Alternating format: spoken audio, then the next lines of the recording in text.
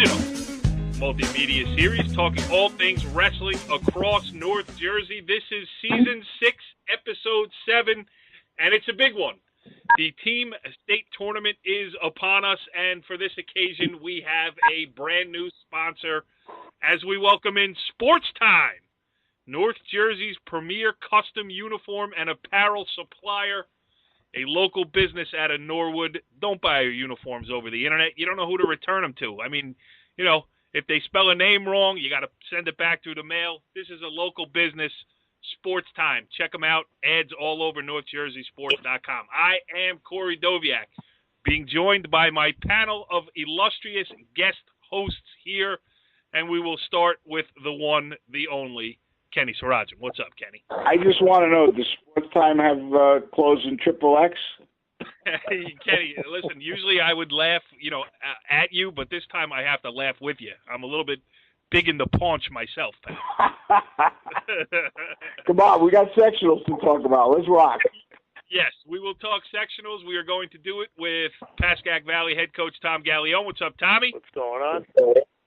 With Westwood assistant coach Mike Atanasio, the Cardinal of Bergen County Wrestling. What's up, Ak? What's up, guys? How we doing?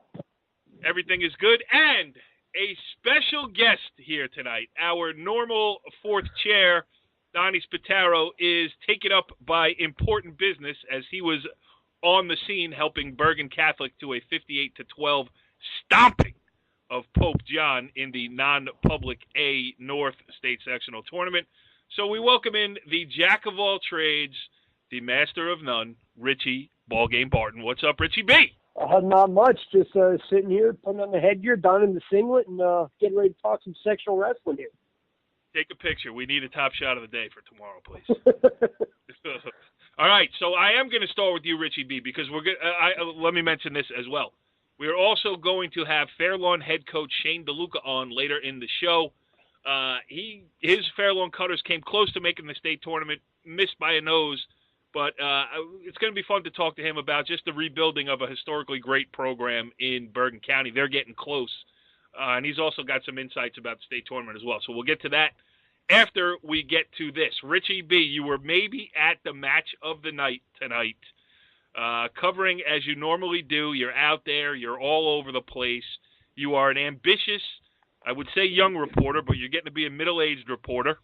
Clifton 32, North Bergen 31. Tell us a little bit about it. It was a crazy kind of match.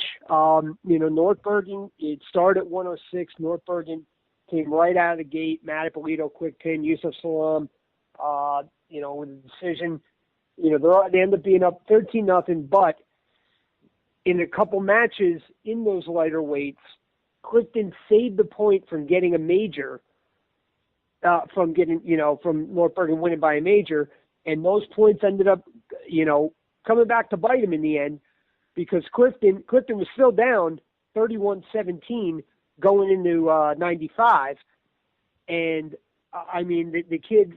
Hold on, I gotta grab his name real quick. I should have been slightly more. All right, Andre Danliuk nearly was put to his back in the first period, down 4-2. He was down pretty much the entire match, got it to 4-4 midway through the third, and he just gutted it out, and his teammates got behind him, and the crowd got behind him, and all of a sudden, boom, takedown at the buzzer to keep Clifton alive. Now, but Clifton's still not out of the woods. They're down 11. They have 2 bouts left. 220-pounder Daniel Parra and heavyweight Jacob Abil, both who got pinned in the section final loss to North Bergen last year, both turn around and score pins to give Clifton a 32-31 victory. Crowd was going bananas. How was the crowd? I mean, big? Not huge. It was a good crowd. I wouldn't say it was. When they wrestle Hackensack in the section final on Friday night, it is going to be mobbed. But right. It was a good crowd. A little late at the beginning, but it filtered in as the match went on. But by the end, I couldn't even hear myself think. It was crazy. You tried to think, but nothing happened? Yeah, I just had to react like the intrepid reporter that I am. Taking Kenny, what do you think?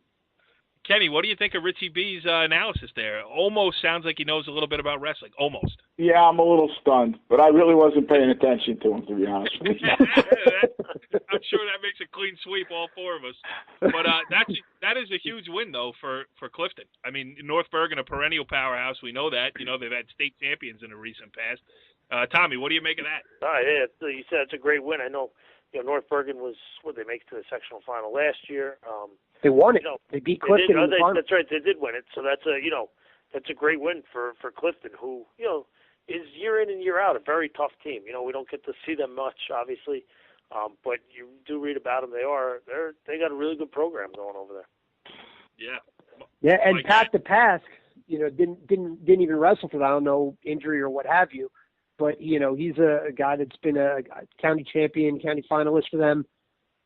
Let me tell you something. One of the more underrated wrestlers in North Jersey, Mo Farhan, for Clifton. He is tough, 145-pounder. It's very exciting to watch. But Clifton, it just shows that, there's, on top of technique and coaching, there's a thing that, just called pride. And even when you're getting dominated in the match, the pride to just not give up, or the pride to just, all right, let me just get hand control and just try to get an escape, just try to get something going. And you saw that in all the Clifton kids. I mean, you saw that on the North Bergen side too, but Clifton was able to execute when it needed to execute. And when you have that, you have the makings of a champion. And Clifton is right on the cusp now. Mike, last week we branched out into Passaic County a lot with Passaic Valley head coach Joe Benvenuti, and he did a great job breaking down the Passaic County tournament, and Mo Farhan was one of the kids that he had mentioned as an animal, and a big win for Passaic Valley too. So actually, we were kidding around, only a few teams in the tournament, but it's a pretty good showing here, both individually and team-wise for Passaic Valley in the state tournament. Yeah, absolutely. Passaic County has, they maybe don't have the kind of depth that we have in Bergen County, but we do have 40-something teams in our area. It's a little bit different. It's a different beast. But the top teams in their area, they're good. And let's face it, you never know what's going to happen in the finals. But I think most people that are following this group wrestling bracket here, they kind of would think that this bracket was really the one that was going to be, probably the champion coming from this bracket. I would say that Hackensack was very, very happy when they saw the way the brackets went out, because there were a lot of tough teams on the other side. And Clifton, I'm sure they're not going to relax, but I'm sure they probably know that the toughest team in the tournament is probably the team that they beat tonight. So they, like you used the word champion with them, it may be a little early, but they're certainly in a great position to win it all right now. Hey, Corey, if I can jump in, and props to Benvenuti's team. They beat Voorhees tonight, 45-33. So and I know that's Section 2, North 2, they'll be in the finals. So, Joe's got a good thing going over there with his kids, so props to him. Interesting matchups when you get into that North 2. I mean, Passaic Valley gets Voorhees in the semis, and now they'll get Governor Livingston in the final. So, in some ways, when you're in North 1, the opponents are familiar, and you get to build these, like last year, turning around Clifton turning around the North Bergen loss, get to see him again this year. It's a whole different kettle of fish when you get into North 2. You get some wacky matchups, which makes it fun. That's what I was going to ask the coaches is it different when, whether it's in a section like that, or whether when you get downstate that, you don't know the matchups as well. Like a Clifton. Hey, who's hosting this show? Huh? You're asking questions? Yeah. Listen, I'm interested. Ahead. I'm not just a figurehead like you, like a big kangaroo. Just Hey, listen. I'm just saying, because tonight was like you're welcome. You're gonna overstay your welcome on the wrestling show. I'm gonna pull the yoke tight a little bit here, but continue. Go ahead. Hey, easy. I like this guy better than Donnie already. and by the way, Bergen awesome. Catholic putting it on Pope John tonight. Donnie beating up on Pope John. Come on, what kind of Italian are you? I know, really. Pope John's an old guy. He's an old man. He's an old man. I mean, all Italians love Pope John. He probably tripped over his robe getting out on the mat. All right, stop. Back to but seriously, because tonight was, just watching the coaches. I mean, it was just a huge chess match. But when you're unfamiliar with a team, how does that affect, how you coach and how you, settle your lineup? I'll jump in on that. I think that when you wrestle out of the area, it's almost a relief from a coach's standpoint. Even though you kind of go in there blind, you don't know that much. When you wrestle a team that you know so well, you spend so much time making moves, and you could drive yourself crazy trying to maximize your points. And truthfully, you have to worry sometimes about overcoaching and making too many moves to change your lineup. And when you just kind of wrestle somebody that you don't know anything about, you put your best kids in their best spots and you go out and wrestle. So I felt, whenever I wrestled out of the area, as a coach, I was always a little bit more relaxed. They don't know us. I don't know them. Let's go wrestle. You wrestle a team that you wrestle during the regular season. You see them a couple of times a year at tournaments. You know their team inside out. Yeah, there's an advantage there, but it's a two-way advantage. You both know each other. And sometimes it's a little bit more stressful when you wrestle like that. So I kind of enjoyed the not knowing part of matchups like that. Tommy, let me ask you this. In other sports, like in football, you got Huddle where you can go on and see every play, every team. And in basketball, you got guys out scouting, guys are changing. How much is available to a high school wrestling coach as far as, getting – forget about going out and scouting. I mean, you can do that on your own. But getting alternate material, and really, does it help? You know what I mean? Like watching a kid on tape wrestling another kid who doesn't necessarily have your matchup, your kid's matchups, skill set and everything else. Can you find that? A, can you find that material? And B, is it helpful in wrestling like it is in other sports? Actually, you can find the material. Huddle actually is expanded. We're using it for the first time this year for wrestling. Okay. And it's actually been great for our team. Side note, because I'm able to download the match stuff. We're able to write notes in at certain segments of the match, let the kids know, corrections need to be made. So it's been a great tool for our team this year. And I know you can trade, films and stuff like that, but I don't think that many wrestling teams have it. Right. But, I'm a believer of it. I think Mike and Donnie and a lot of other people, Kenny, it's good to know what the other team does. It's good to have an idea. This team likes crossface cradles. This team rides legs a lot. But you still got to go and wrestle your match. You know what I mean? You don't want to. Yes. If you whatever your style is, wrestle your style, but be aware that that's what they're going to do. Be aware that this team goes to the crossface cradle a lot, right? When you're on bottom, get hand control, but still wrestle your match. You know what I mean? Don't completely change your mindset and your attack because of what they're doing. So that's kind of the philosophy we've taken. When we'll put things in kids' heads. Hey, you've seen this kid, you wrestled him a few times. Remember he's done this, but don't really change. Just be aware of what he's going to do. And I mean, I can't speak for everybody, but I'm pretty sure, a lot of other, people feel the same way. You don't want to change the way your kid wrestles, because now once you start putting too much in his head, he starts second-guessing himself, and it can hurt him more than just wrestle your match. But be aware this kid might like, the big moves. He might like headlocks, stuff like that. So that's kind of the philosophy we take. Yeah, it's an interesting dynamic, too, because in football you can see, this team likes to line up, in 3rd and 10 with 2 tight ends, whatever the situation. Basketball, you can see what they do on out-of-bounds plays and stuff like that. There's no set formation in wrestling. It's a free-flowing sport where, you can't say necessarily every time. So it is interesting to hear you. Like you said, you could say, hey, they do the crossface cradles all the time. So all of a sudden now the kid's constantly thinking that. But if a bar is there, the kid on top is probably going to put the bar in and run it. So it's not really the exact same as like you're comparing it to football. So we just kind of stick with your style, stick with your game plan, and attack that way. So yeah, that's good. I wasn't expecting to get into that, but it's an interesting turn in the conversation. All right, Kenny, let's get back to some of these other state tournaments. I just want to answer this too, though. And Mike gets it. It's kind of funny because Mike and Tommy's teams are going to wrestle Friday night, and I don't think there's 2 teams that know each other as well as ours do. Ever, we've wrestled each other, we know each other, we get along, and we've seen each other for 30 years. But I agree with Mike though. Knowing the guy too well, we have seen a lot of coaches overthink stuff. And it still comes down to the kid, and Richie actually said it, not that I want to compliment him. It's that kid who goes for 1 point to get out to cut it from a 4-point major to a 3-point decision. It's that kid doing it on the mat. And some of these coaches overthink it, and we've seen guys actually make moves because they thought they knew us that well and take themselves out of matches. So you still got to put 2 kids on the mat, and they're going to decide it for you. The irony is sometimes it's not the 2 best kids. Sometimes it's your 2 weakest kids that are going to decide a match for you, but that's another story. All right, let's go back to the sectionals.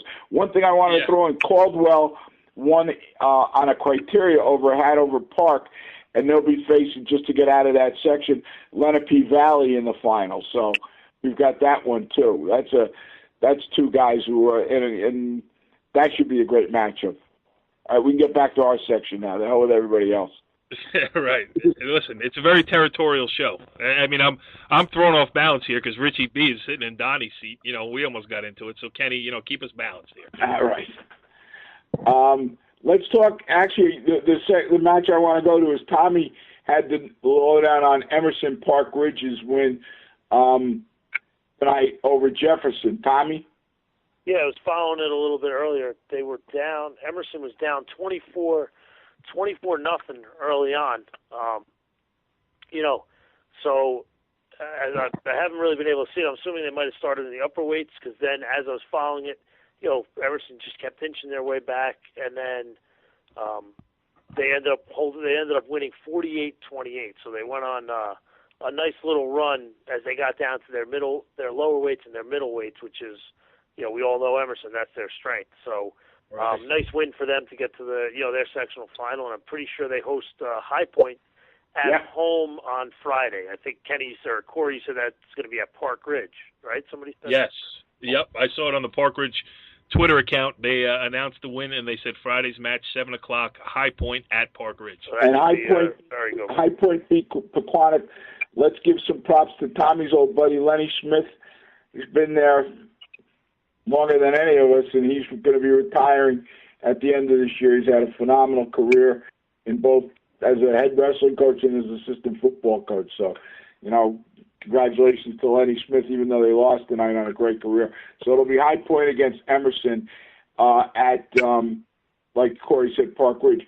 Then we think... Kenny, wait, you think we can effort to get Len Smith on the show before the season ends? I mean, that would be a great story. I covered him, actually, way back in my Suburban Friends days, probably 1994 and 95 at Pequannock. So I'd like to talk to him again. We could probably get him on.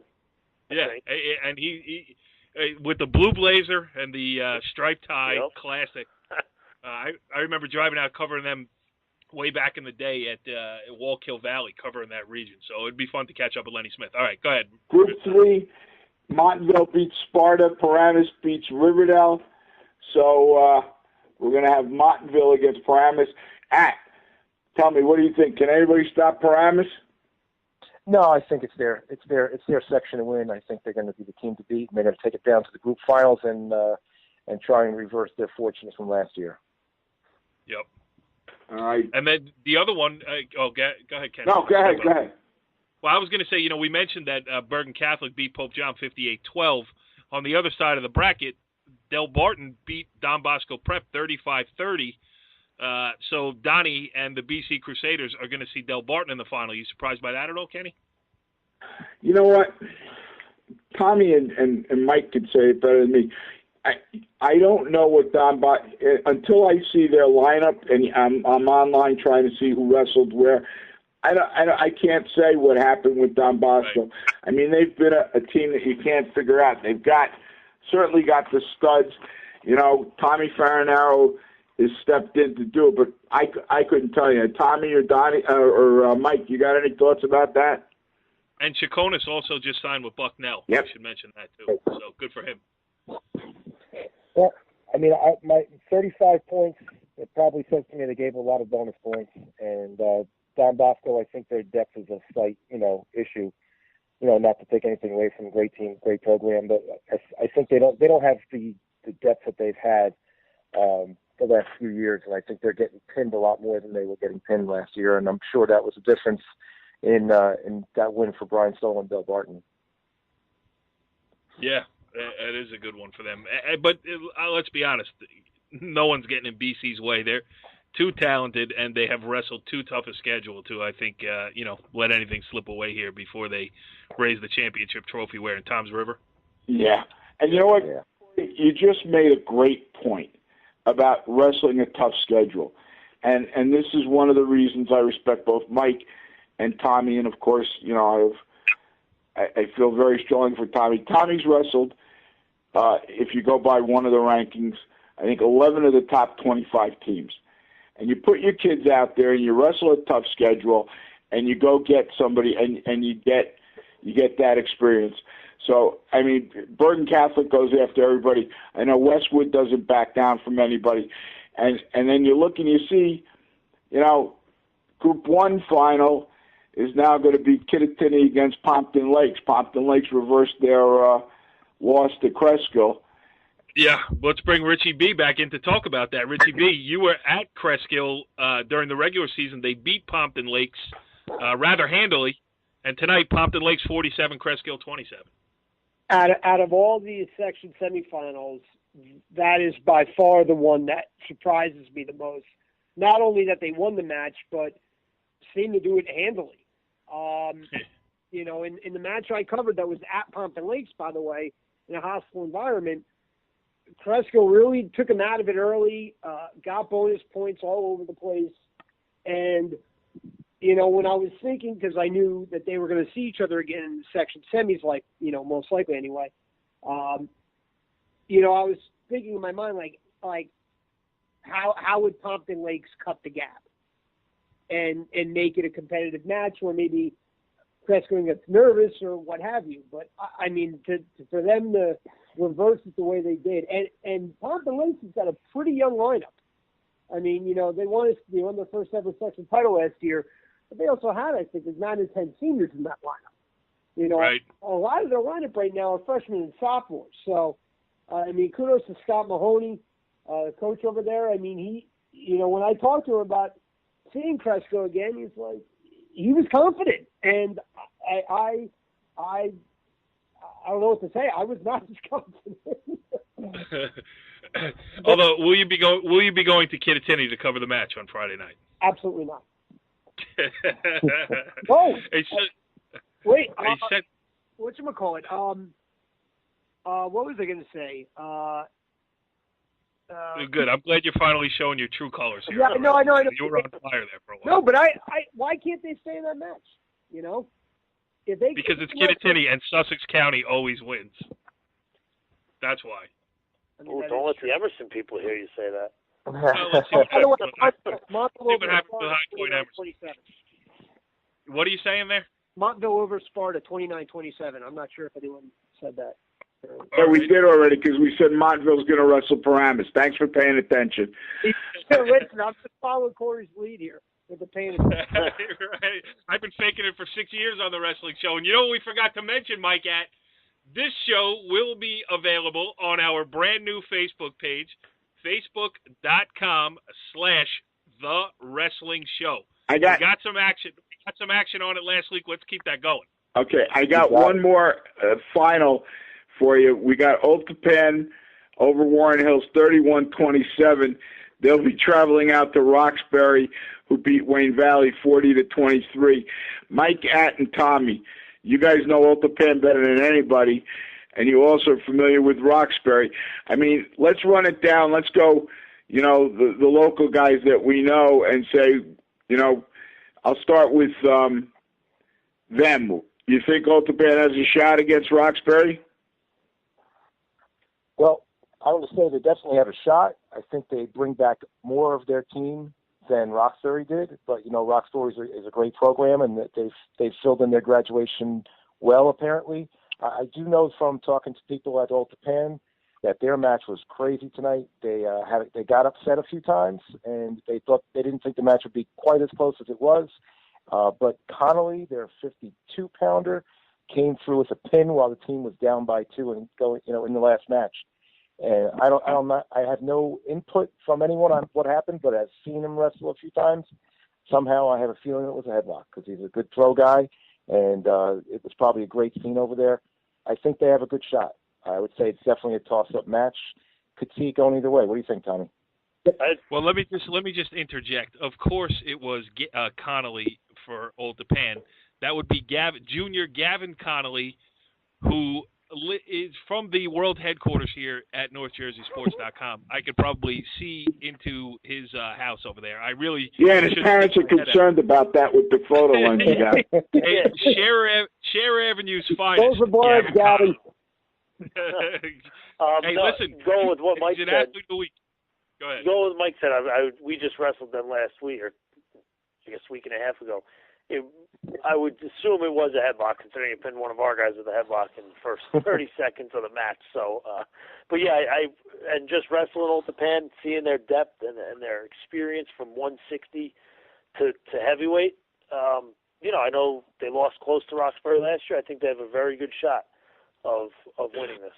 And I think they kind of knew the Warren Hills match was going to be a tough one. I think they felt the matchups were tough.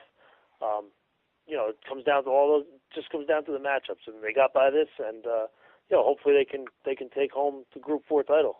And, okay, Tommy and Mike, Hackensack, North Bergen, and Richie, Hackensack, Clifton. Sorry. Well, I had something with the Hackensack match tonight, and they said Hackensack wrestled exceptionally well, better than they've wrestled all season. Clifton, they were gritty. Definitely could have wrestled better, but I think the coin flip did not go in Clifton's favor, and it seemed like they were trying to counterpunch all night. Let's talk about the coin flip for a second and how much that plays, especially in huge matches like that. How much that factors in to what you're trying to do. Oh, I hate Richie Ballgame, but that's a good question. He's coming up with some good questions tonight. Yeah, I gotta give him credit. It's funny you said that. I was talking to Kenny last night about this. Sometimes when you go to a big match, and let's just say it's a 50-50 match, it's going to come down to bonus points and things like that. Sometimes when you look at your match and you realize how big that coin flip is going to be, sometimes I like to kind of juggle the lineup somewhere else. So if I know that the odd match is really important and both teams are thinking about the odd match, I like to think, what even match can I make a change in my lineup that benefits us?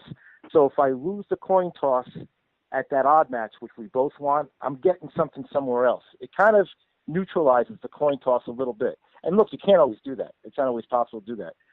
But that's sort of like one of the things that plays into your head as a coach. Because, look, there's sometimes when you have a big match and you want to tell the other coach, can we flip the coin like a week in advance so I figure this stuff out? Because it's crazy. There's so much stuff that's going on in your head. And it all comes down to you're there, you're ready to go, you're ready to start your match. You still don't know if you won the coin toss. And you've given your pre-match speech. Everyone's pumped up. People are there. And one of the biggest factors is that coin toss. And it's definitely stressful. It really can be. It's a good question. Yeah, Richie Ballgame. All right, Kenny, continue. Who else? Okay, let's go back to hold on. Paramus, Montville. Guys? I think Paramus is, like I said, they lost by one last year or two last year down in Trenton. I think this is, their year. I think they're going to head back to Toms River and, make a big push to take home the Group 3 title. Mike, you second that emotion? I think they're going to be there at the end. I think they're going to be sectional champs, and we're going to be talking about them going for the whole thing next weekend. Richie B already picked Pompton Lakes over Kittatinny. So we can continue with that. The last one. I'm taking the last one. County team. Emerson High Point. Who's going first? Tommy? I haven't seen. We obviously all know the tradition of High Point, but I've seen this Emerson team, enough this year. They're going to have to make up points at the, with up top. You saw what happened tonight. They're down 24-0 early, so they're going to need spread out their lineup a little bit more. But I do think that they have enough depth and enough talent from 106 to 152, 160 that they can beat High Point. I'm going for Davos. I think it's their year, and I think it has a lot to do with High Point being somewhat like normal. They usually just have so many horses that you can't even think about winning against them. I mean, think about for literally decades, Paramus would be one of the best teams in Bergen County, and then go up there and try to get into double digits.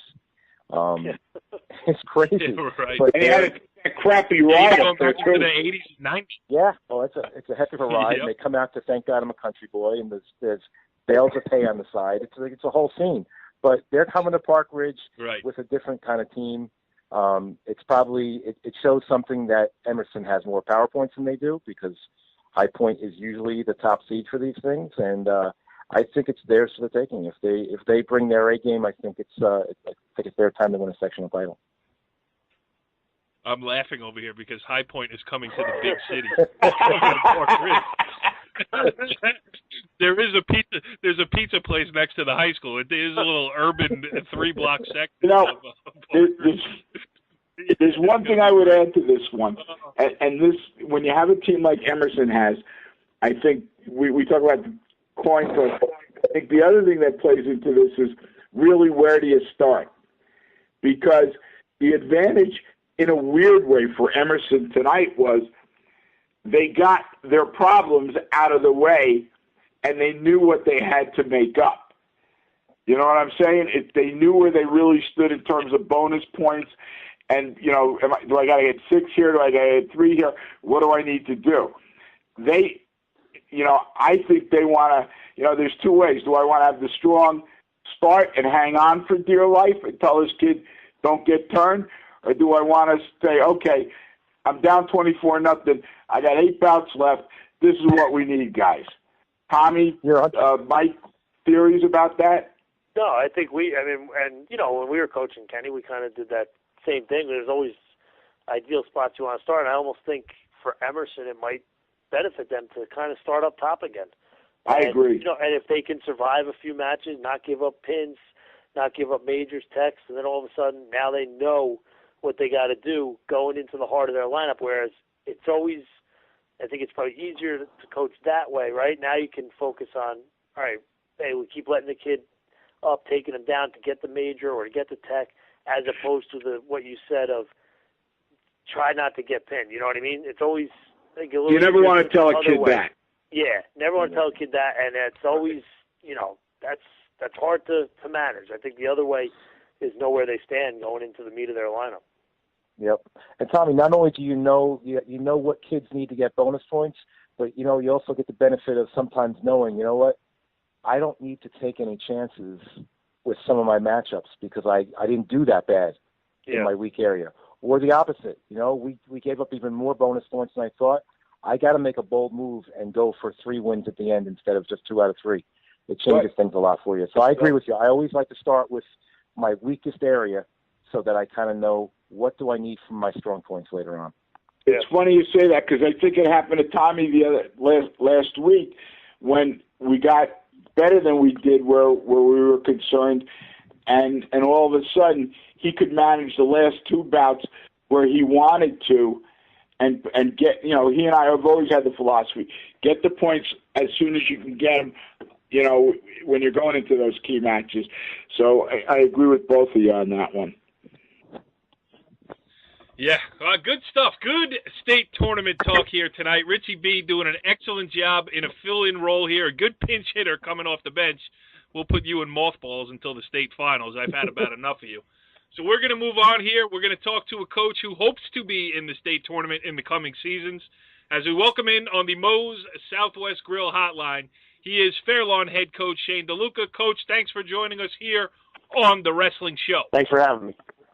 It is our pleasure, and really, you have a great sports information department down there at Fairlawn High School run by Corey Robinson. I mean, it must be a real pleasure to work beneath that man. You got that right. Did he prep you at all for this interview? No. We've had Fairlawn guys on before, and we can't get him to say anything because Corey has an intensive media training course.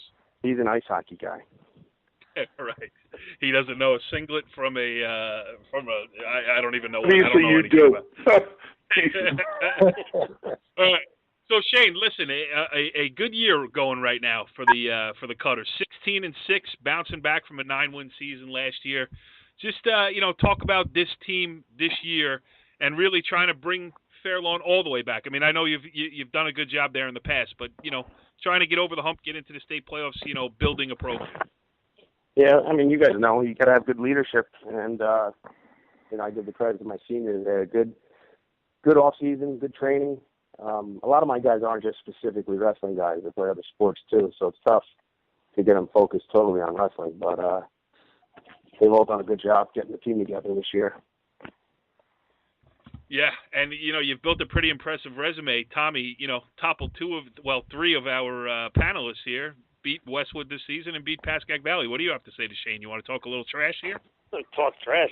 He just beat us last night by 20. What can I say? Yeah, but I'm saying, did you get a bad call that could have changed things? No. Yeah. Well, there was a few bad calls, but it wouldn't have changed the outcome of the match. Go ahead. You want to ask him a question? No, I mean, you talk about your leadership order. Name a few kids that that are your leaders, a few of the seniors, and how they're doing so far this season, maybe compared to last year, and how they did early in the year, counties, and expectations going in. So, who are a few of those leaders that you kind of mentioned? Well, it's kind of funny. I mean, the two of my captains are kids that came out freshman and sophomore year and took a liking to the sport. Just tough kids. They've done well in their other sports. Played lacrosse, played soccer. Vova Chabachkin, it's an interesting name to pronounce. I'm not putting him on the front page in the spelling department. I ain't going to even try it. So we'll just say Fair Lawn Wrestling, if you don't mind. Yeah. And Alex Elliger, actually, he started as a freshman, and Vova started as a sophomore. They're both, they go out there and they grind it out. They're not, the most talented kids in the world. They're just tough, hard-nosed kids. And, like I said, they're just, They get the best out of the team. They push those guys in the room. Just everything you ask for in a kid, they're like an assistant to us, and whatever we ask of them, they do. They follow up on their end of it, and it's really made the difference this year. Go ahead, At. Hey, Shane, I want to talk a little bit you talked a little about your seniors. You got some young guys in the program, too. I know from being at a recreation match this year, I was very, very impressed with the whole program that you have. The recreation program seems like you have great numbers and some talent, and you have a ton of help, ton of people helping out, and it just seemed like there was almost a coach for every kid. So the recreation program looks strong. Why don't you talk a little bit about the future of the program? Yeah, I mean, I came back when I came back to Fair Lawn. I got my teaching job. Obviously, Coach Guadagnino was still there, and John Piel and his staff was all intact. So I obviously helped out with the rec program. And I'll be honest, I think we was at a really low point. We had, I'd say, no more than 25 kids, and maybe 5 coaches total. So every year we started seeing improvement. Rick Puerto took over as our director. A couple of the other guys, the coaches in the program, were actually stepping up and helping out with recruiting on the lower level in terms of like football players, lacrosse players, and see like a spike in numbers. And I think we're somewhere around 85 to 90, maybe even 100 in the last couple of years. And you're only as good as your feeder program. So hopefully the future, it pays off. Kenny, am I wrong? I mean, Fair Lawn is a traditional wrestling power in Bergen County, right? Actually, one of my comments I was going to make, Fair Lawn Wrestling's been great. And I know you guys will mock me out, but going back to the 60s, enough said. When they had great wrestlers, and then Dan DeLuca was their coach and all that stuff.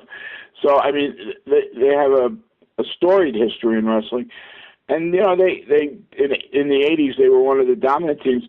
And ironically, and I'm going to get to a question for all three of the guys, but At came to watch the match last night because he was scouting Valley for the Valley-Westwood match Friday night. And At said to me, look at Shane's team, and they are tough. These kids are grinders, as Shane said. They're tough kids. And Mike's comment to me was, in 2 years they're going to be back as one of the top teams in Bergen County, and he didn't hold back, and he said it right away. So it's interesting. We have 3 guys, Mike, Shane, and Tom, who have young teams who have kids that I wouldn't say there's a superstar on any team, but they got kids that are grinders, and they're going to be better teams in dual matches than I think they are in tournament time. So I actually want to ask all 3 of you guys, do you see you guys as all rising up to the top in the next 2 to 3 years? So we'll start with Shane. Talk about your team that you expect to go on in the districts, but also talk about what you expect for the future. And do you expect to be up there again? And then we'll hear from Tommy and Mike. Yeah, I mean, the biggest difference this year, obviously, it's difficult filling 14 weight classes with kids that are tough. And just, you got to hope all those tough kids are weighing at different weights, and it's not an easy task. But, I mean, in terms of the difference from last year to this year, I think I was forfeiting at least 3 weights, sometimes 4 last year, just because I didn't have kids to put in the weights. And this year I have a little bit more balance. I've got a sophomore back, Ryan Rue, who got hurt in football at the end of the season, who's been a huge help up top. Our heavyweight, Charlie Kim, is back. He wrestled as a sophomore and decided not to come out last year. He wanted to focus on his studies, and he came back this year. He's having a really surprising, year, especially for taking a year off. But as for the future, I mean, if you've seen the rec program, like you said, it's going to be a matter. I mean, we're going to have lots of kids that can go out and wrestle. It's just a matter of hopefully them gaining some weight. I don't know where the big kids go, but I don't think we have many in the town. So hopefully we get a little help maybe from football. They start to see that it can translate on the wrestling mat and on the football field. And hopefully we can be pretty solid from here on out. Well, I'm going to jump in again, Shane, and ask you a question, and then we can go back to Mike and Tommy. You've mentioned the lacrosse and football players, and, football has been a little down at Fairlawn. They just hired a new coach who's a Fairlawn guy. Lacrosse has always actually been pretty good at Fairlawn. So the question is, how do you work with those other coaches to convince them that if they give you their guys, they're going to be better because they spend some time with you? Are you going to meet with the new coach? Yeah, I know. I actually worked with him for a few years. He's on board with all that. I mean, all the coaches in Fairlawn are pretty much, the same mentality is that we want to share our athletes and make everybody better, because we're a big school. But for whatever reason, some of the athletes aren't coming out. We got to figure out what that problem is. But in terms of the coaching staffs, we're all on board with trying to get each other, each program better. Yeah, I got a nephew who's on the bowling team over there. You could grab him. If he could bring his bowling ball out onto the wrestling mat, he might be all right. It's funny that you say that. I have a sophomore that just came from the bowling team. He's a big, he's a backup heavyweight, Josh Martinez. That's funny that you bring it up, but I got an email from his mom saying that he wanted to do something a little bit more active. I said, I think wrestling might be a little bit more active than bowling. Not when you have to lift 14 French fries in between frames. I mean, that can get a little bit taxing. Go ahead, At. Answer Kenny's questions. I don't remember what it was. Well, going back to you guys all, over the next 2 years, you guys rising up with the numbers you got. I mean, what do you see as the... Honestly, we do break chops on this, but you guys are 3 teams that are on the cusp of getting back into the state tournament here, and it is a good question and a good topic, Kenny. Go ahead, At.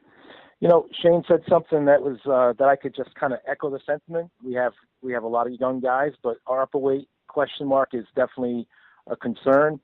We have probably the best freshman class that we've had. I don't know, at least 20 years. We have I think we have 6 different. Yeah, really. I mean, and I've been coaching since 1990 at Westwood, so I've been a part of all these freshman classes on one level or another, and there's only one class I can think about that was more talented and that had the same kind of depth as this group does. We have 6 freshmen that have won a varsity match at some point. We had a freshman place in the counties. We have 2 different freshmen that were undefeated all year on JV and won the JV tournament. And we have another freshman at 106 who was just shy of being a county placer, has beaten a couple of guys that are just at that level. And we actually have 3 or 4 other guys that haven't seen varsity mat because they're behind those other guys I'm talking about. So we have a lot of depth. We're building around this class. And, we're really hoping that the next couple of years are going to be competitive at that next level where we want to, we just kind of cracked the top 25. We're in there for a couple of matches, then we lose and we're out of it. We're hoping next year that we're going to be, qualifying for sectionals, making some noise, and hopefully even bigger things down the road. But again, like Shane said, so much of it has to do with the non-wrestlers. We got to get some big guys from football and talk some guys out of the hallways to just kind of be average. Like Tommy got his heavyweight. He got a big athletic kid to come out and wrestle for him. And, it's not always about a kid being a star on your team. You need him to be 500. If we could get a 220 and a heavyweight that could just be around 500, they'd be freaking heroes in our world, Yeah, or even just, not give up bonus points. Go out there and lose, give up 3, and that helps.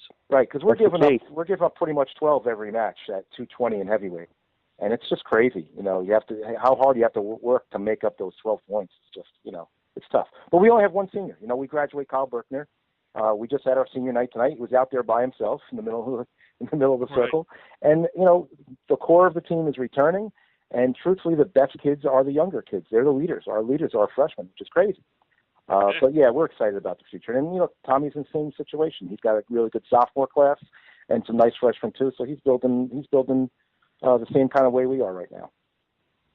Go ahead, Tommy. Talk a little bit more about it. Yeah, no, I don't sound like a broken record, but going back to what Shane and Mike said, and Mike touched on it, we were fortunate enough to get the 2 seniors at 220 and heavyweight, to come out this year. And, let's be honest, they've won a few matches for us. Last year we were giving away, 12, 18 points. We were kind of in Mike's situation. And you start down 18-0, it's hard to, no matter how good the rest of your lineup is, it's hard to come back from that. And, right.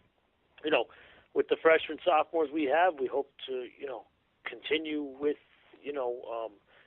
we just missed on the states this year, and continue to get better each year, and hopefully, next year make the states, get even better, and then, when these sophomores or seniors, hopefully be back up in the mix, and like Kenny said, maybe not a great tournament team, but by then, when they're seniors and some of these freshmen or juniors, we will be a better tournament team and be back up in the mix. But, even next year, I'm already thinking of what kids can I get out to replace these 2 at the top of our lineup. Yeah.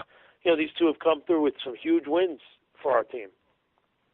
Craig Nielsen, help a brother out, will you? So I'm already thinking of that. It's a key piece. And, but I am excited about what we have in the room now, what's coming up next year. I think we do have about 12 8th graders coming in next year. So, again, none of them are bigger than 160 pounds, but, we'll see. It's just, it is exciting. Hopefully these guys keep working, and the 3 of us, PV, Westwood, and Fairlawn are all back in the mix with everything in the next 2 years or so. Yeah. Shane, let me ask you this before we let you out of here. Districts coming up. Yep. What would be a good showing for the Cutters? How many guys you hope to get through, maybe into regions, and then what's best case scenario you think? Realistically, I'm hoping to get 8 through. Yeah. Yeah, we don't have the strongest district, but you got Ridgewood, you got Garfield, some tough competition there. But I think we got some guys that can make some noise and definitely medal and get into the region and win around it too. Yeah, that'd be great. Shane DeLuca. That's the plan. That's the plan. The head coach. We're going to be watching it closely here. Now we have our eye on you on the wrestling show, and we'll check in with your sports information department. We will make sure that we are kept up to date on the latest statistical happenings with the Fairlawn Cutters. Thanks for joining us here on the wrestling show. Good to have you on, and we will definitely have you on as we go forward here, especially next year if you do it again and pull off the double by beating Pascack Valley and Westwood again, because, I like to rub it in a little bit. Thanks. All right, guys. Thanks for having me. Good luck next week. All right, guys. All right, interesting stuff there with Fairlawn head coach Shane DeLuca. The Cutters are on their way back. shout out to the Sports and Information Department over there at Fairlawn High School. Our man Corey Robinson getting us a guest.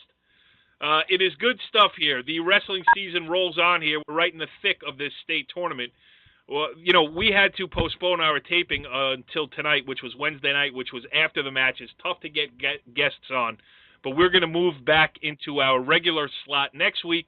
We'll do some previews. We'll do some reviews. Kenny, we're going to be all over the state tournament. The districts are coming up. This is where it all matters now. Now we're excited.